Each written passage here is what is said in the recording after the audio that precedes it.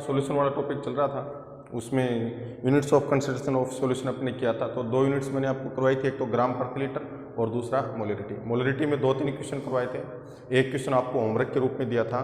तो कमेंट्स में कुछ स्टूडेंट्स ने उसका आंसर बताया था मेरे को 0.27 m, तो करेक्ट आंसर है ये, इतना ही आंसर आएगा। दूसरा एक स्टूडेंट ने पूछा था कि जैसे अपने मैंने कल क्वेश्चन आपको करवाया था कि जल की मोलरता क्या होगी यदि उसका घनत्व क्या हो 1 ग्राम प्रति ml हो, ठीक है। तो देखो उसमें अपने मोलरता ज्ञात करेंगे तो सूत्र तो अपने पास वही रहेगा WB वाला, ठीक है, WB/MB इंटू में वॉल्यूम ऑफ सॉल्यूशन, ठीक है। तो उसमें ये पूछा गया था कि अपने WB 1000 ग्राम क्यों लिया, ठीक है। तो एक चीज देखो कि घनत्व इक्वल टू सूत्र क्या होता है, डेंसिटी इक्वल टू सूत्र अपने पास आता है द्रव्यमान बटे में आयतन, ठीक है। अब अपने को ज्ञात क्या करना है, W का मान ज्ञात करना है। तो W इक्वल टू अपन क्या लिख सकते हैं, D इंटू में V लिख सकते हैं। तो D का मान कितना दे रखा क्वेश्चन में 1, आयतन कितना है ml में लेंगे तो 1000 होगा, तो W इक्वल टू कितना आ जाएगा 1000 ग्राम आ जाएगा। तो इस प्रकार अपने इसमें इसका मान कितना लिया था 1000 ग्राम अपने इसके अंदर लिया था, ठीक है। नेक्स्ट मैंने बताया था आपको कि और क्वेश्चन भी अपने को इसमें करने हैं क्योंकि मोलरिटी इंपॉर्टेंट टर्म्स है, इसमें कंपटीशन एग्जाम में भी इसमें से क्वेश्चन पूछे जाते हैं। तो एक दो क्वेश्चन अपन और देखते हैं इसमें कि 9.8 ग्राम H2SO4 dissolve in 10 litre aqueous solution, calculate the molarity of solution. यानी 9.8 ग्राम H2SO4 10 लीटर एक्वस विलियन के अंदर घुला हुआ है, तो विलियन की मोलरता क्या होगी।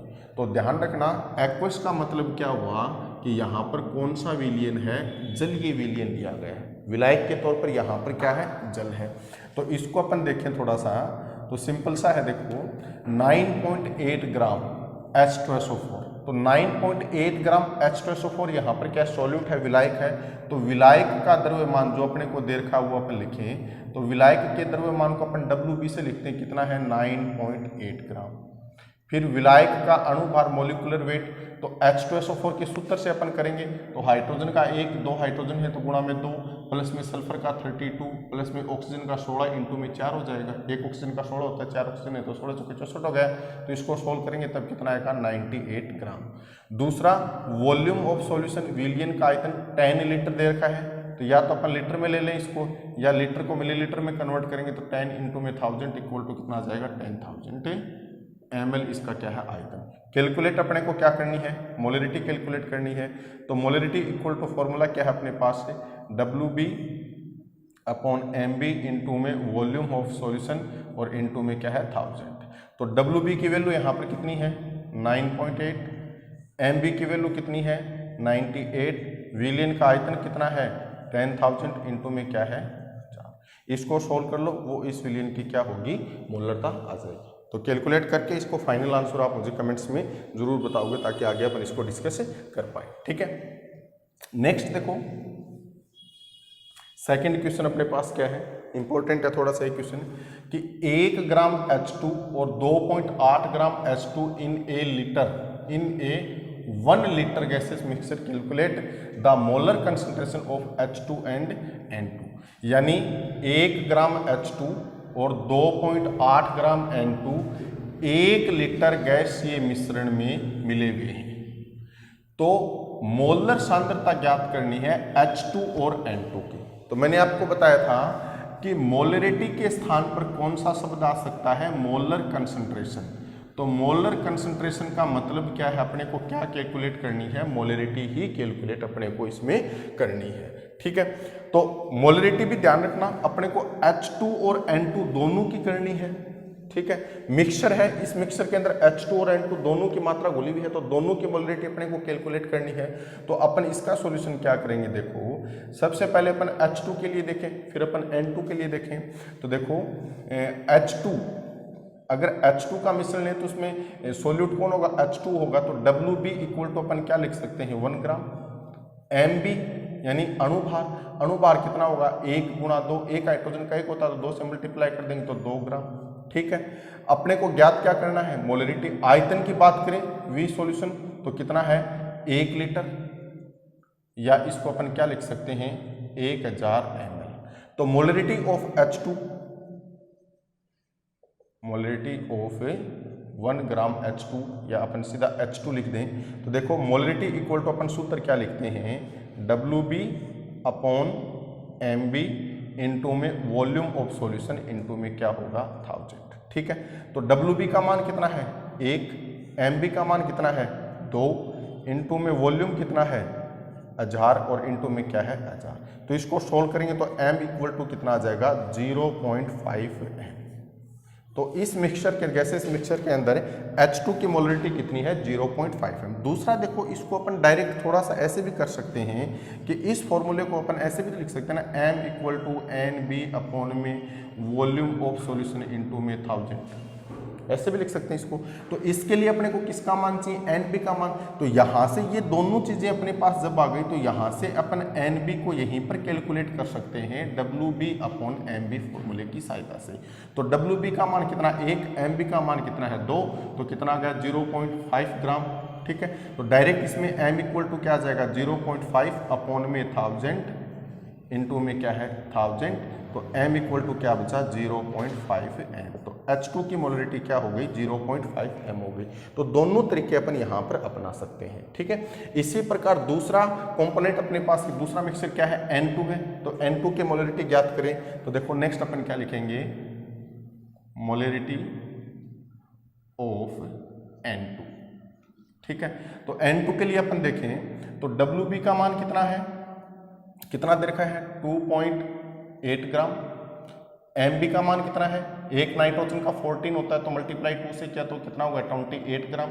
ठीक है, वॉल्यूम ऑफ सॉल्यूशन कितना है 1 लीटर, या 1 लीटर को अपन किस में परिवर्तित कर सकते हैं मिलीलीटर में, तो 1000 ml आ गए। ज्ञात क्या करना है अपने को, मोलरिटी ज्ञात करनी है।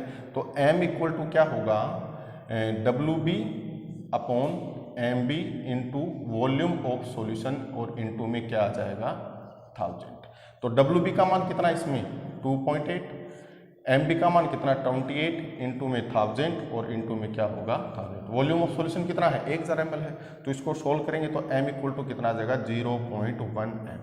तो N2 की मोलरिटी क्या होगी यहाँ पर 0.1 M होगी।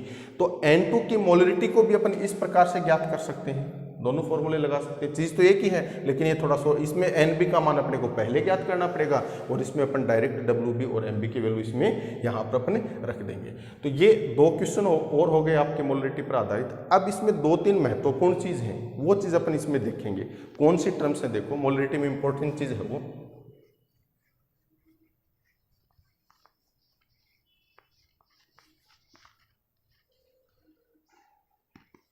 नोट लगा के लिखना है अपने को। If 2 or more solution are mixed when they contain same type of solute and solvent, तब उसकी मोलरिटी क्या होगी। यानी 2 या 2 से अधिक विलयन को मिश्रित किया गया है। जब किस कंडीशन में मिश्रित करें कि वो 2 या 2 से अधिक प्रकार के जो सॉल्यूशन है वो एक ही प्रकार के विलय और विलायक से बने हों, तब उसकी मोलरिटी अपन क्या करेंगे। ठीक है, तो अपन ने मान लिया कि अपने पास एक सॉल्यूशन क्या है A और दूसरा सॉल्यूशन क्या है B, इन दोनों को अपन मिश्रित करते हैं। ठीक है, तो इन दोनों को मिश्रित करने पर जो फाइनल सॉल्यूशन बनेगा उस फाइनल सॉल्यूशन की अपने को मोलरिटी कैलकुलेट करनी है। तो सबसे पहले अपन सॉल्यूशन A के लिए देखें तो देखो 4A सॉल्यूशन। ठीक है, तो मोल्स कितने मोल होंगे, मोलों की संख्या को अपन N से डिनोट करते हैं, तो इसको अपन क्या लिख सकते हैं N1।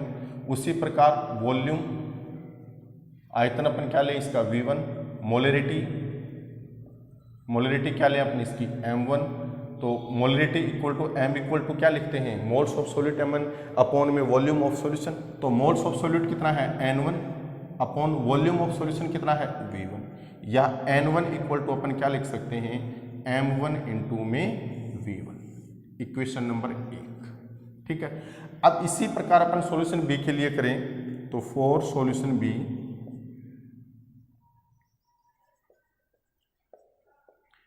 तो इसके मोल्स देखें अपन कितने मोल्स होंगे, तो मोलों की संख्या को 10 से लिखेंगे। सेकंड सॉल्यूशन तो N2 लिखा, वॉल्यूम लिखें इसका, आयतन क्या होगा V2, मोलरिटी लिखें इसकी, मोलरिटी क्या होगी M2। तो M2 इक्वल टू यानी मोलरिटी इक्वल टू क्या लिख सकते हैं अपन, N2 अपॉन में V2, moles of solid upon volume of solution, या फिर इसी समीकरण से अपन क्या लिख सकते हैं, N2 equal to M2 into में V2। ये सेकंड सॉल्यूशन के लिए मोलों की संख्या आ गई समीकरण नंबर 2। अब अपने को तो उस फाइनल सॉल्यूशन की मोलरिटी कैलकुलेट करनी है जिसमें दोनों सॉल्यूशन मिश्रित किए गए हों। तो देखो नेक्स्ट अपन क्या लिखें, फॉर फाइनल सॉल्यूशन, तो मोल्स क्या होंगे इसके, तो जितने इन दोनों के मोल घुले हुए हैं वही तो इसके मोल्स हैं। तो अपन क्या लिख सकते हैं, N1 प्लस N2, या इसके इक्वल टू क्या लिख सकते हैं, N टोटल, यानी कुल मोलों की संख्या का योग। वॉल्यूम क्या होगा इसका, तो वॉल्यूम क्या है V1 और दूसरा क्या है V2, तो क्या लिख सकते हैं V1 प्लस में V2, या इसको अपन क्या लिख सकते हैं V टोटल के रूप में लिख सकते हैं। मोलरिटी क्या होगी, तो मोलरिटी लिख सकते हैं अपन MF, F का मतलब है फाइनल सॉल्यूशन, ठीक है। तो अब देखो MF इक्वल टू अपने पास फॉर्मूला क्या बनता है, तो मोलरिटी का फॉर्मूला क्या होता है कि मोल्स ऑफ सॉलिड अपॉन में वॉल्यूम ऑफ सॉल्यूशन। तो मोल्स ऑफ सॉलिड यहाँ पर कितने हैं फाइनल सॉल्यूशन में, N टोटल, अपॉन में वॉल्यूम कितना है V टोटल, फाइनल सॉल्यूशन का वॉल्यूम तो यही है। या फिर MF इक्वल टू अपन क्या लिख सकते हैं, N टोटल के स्थान पर अपन क्या लिख सकते हैं N1 प्लस N2, और V टोटल के स्थान पर अपन क्या लिख सकते हैं V1 प्लस में V2। अब देखो N1 की वैल्यू किस में दे रखी है, समीकरण 1 में, N2 की वैल्यू किस में दे रखी है, समीकरण 2 में। तो समीकरण 1 और 2 से तो आगे क्या लिखें, इक्वेशन 1 व 2 से, तो M molarity of final solution equal to N1 की वैल्यू क्या है M1 V1, N2 की वैल्यू क्या है M2 V2 अपॉन में V1 प्लस में V2, इक्वेशन नंबर 3। तो इस 3 इक्वेशन से अपन कौन से सॉल्यूशन की मोलरिटी ज्ञात कर सकते हैं जिसमें 2 सॉल्यूशन मिश्रित किए गए हों, लेकिन कंडीशन क्या है कि वो दोनों सॉल्यूशन एक ही प्रकार के सॉल्यूट और सॉल्वेंट से मिलकर बने हुए हों, ठीक है। लेकिन ये आवश्यक नहीं है कि उसमें 2 ही सॉल्यूशन हो, अपन तो बाइनरी सॉल्यूशन कर रहे हैं, है ना, इसलिए अपन इसको ऐसे किया। लेकिन एक से अधिक सॉल्यूशन भी उसके अंदर मिश्रित हो सकते हैं। तो एक से अधिक सॉल्यूशन मिश्रित होंगे तो फाइनल सॉल्यूशन की मोलरिटी को अपन कैसे कैलकुलेट करेंगे, M1 V1 plus M2 V2 plus plus, यानी जितने भी होंगे वो अपॉन में V1 प्लस में V2, जितने भी सॉल्यूशन हैं उन सभी का क्या होगा, वॉल्यूम का योग अपन लेंगे। ये समीकरण नंबर कितनी आ गई, 4।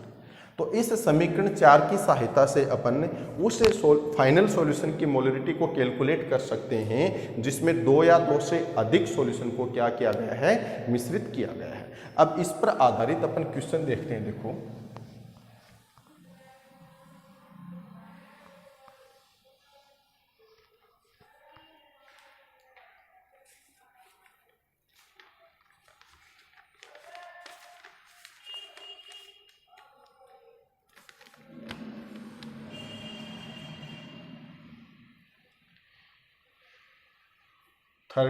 ml 0.5 m H2SO4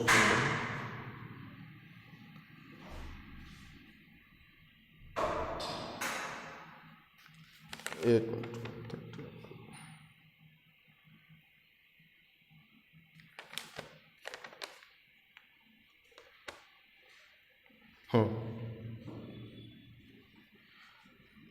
200 ml of 0.2 m H2SO4 is mixed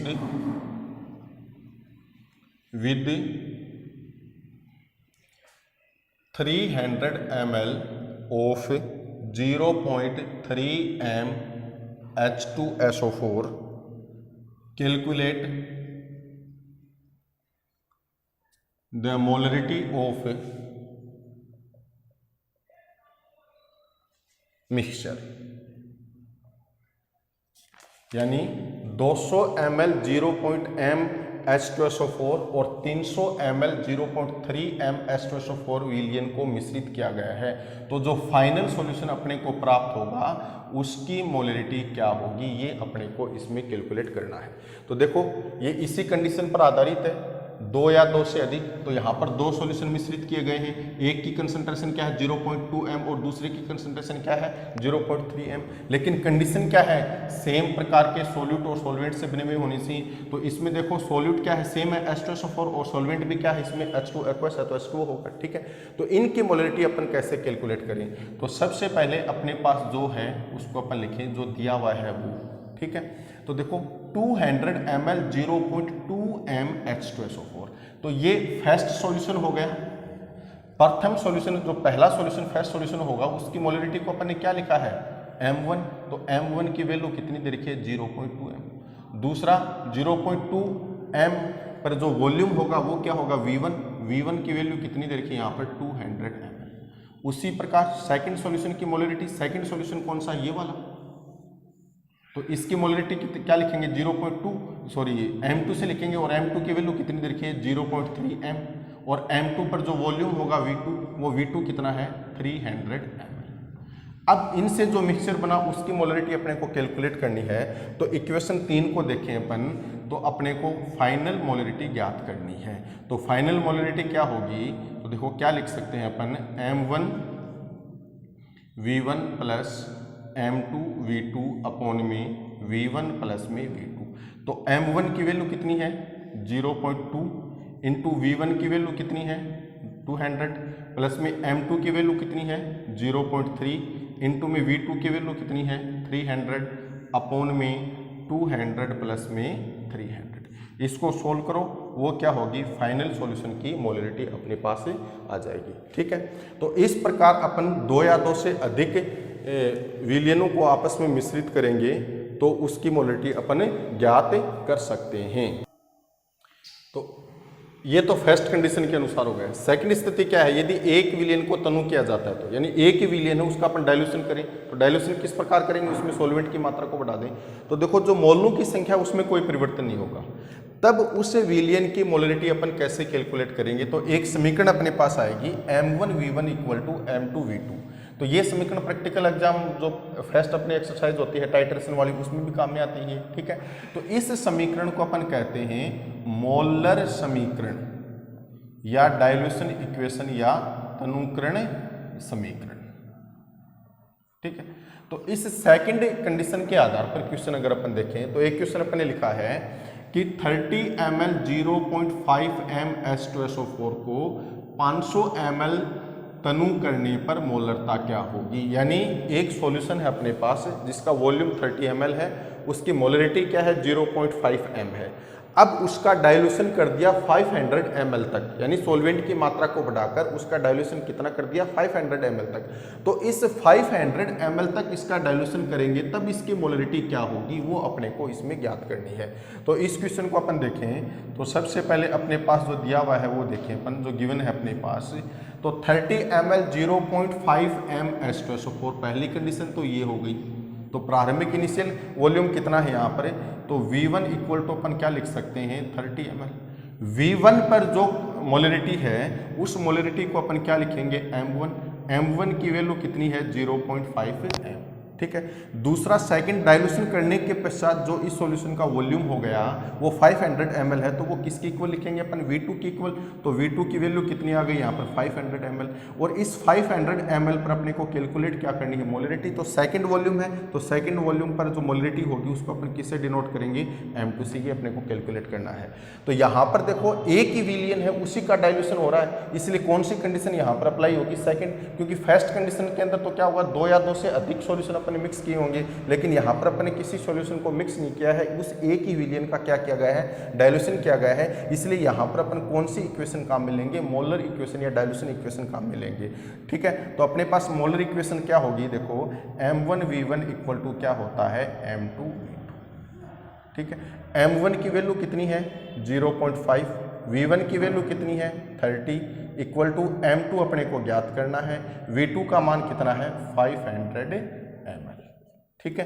तो यहाँ से अपन इस फॉर्मूले से किसको कैलकुलेट करते हैं m2 इक्वल टू, तो वो अपने पास 500 ml तक डाइल्यूशन करने पर उस सॉल्यूशन की क्या होगी, मोलरिटी अपने पास आ जाएगी। तो ये आप कैलकुलेट करके मुझे इस कमेंट्स में बताओगे, कल मैं आपको इसको और आगे इसमें फिर बताऊंगा, ठीक है। सेकंड क्वेश्चन अपने पास यहाँ पर क्या लिखा हुआ है कि 10m H2SO4 सॉल्यूशन से 2m H2SO4 के 500 ml बनाने के लिए इसके कितने आयतन की आवश्यकता होगी।